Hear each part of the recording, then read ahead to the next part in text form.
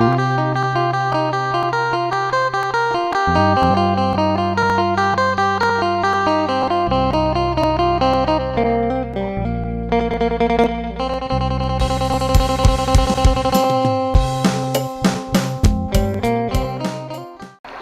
่เลิกสบายดีสิอะไรรู้มีไปเก็บหอยเบื่อก็ยังเยอะที่ได้บ่ได้กับไปเบิ่งนำกัน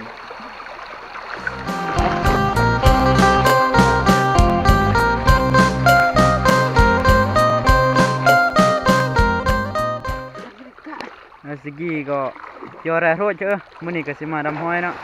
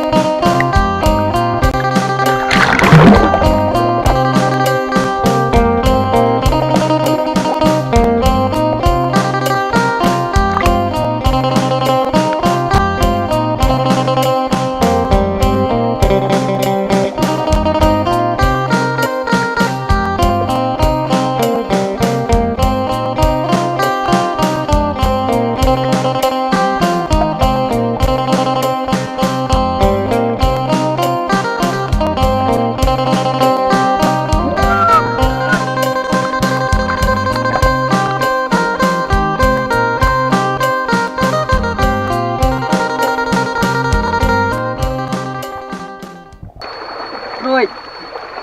หอยน่ะนี่หอยน่ะยี่รู้อี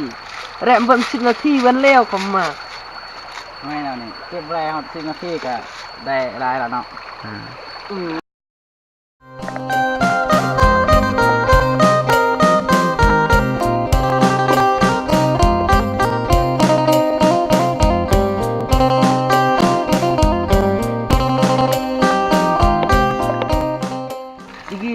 อะไรรู้มันมานี่เก็บหอยก็เอาสำนีเนาะดีมากอยู่กันเลยบ่อะไรน่ะคนดีครับยังโรยยี่หอยได้ดิเราเป็นหมู่เราดิเรามาโรยเดี๋ยวง่ายเรา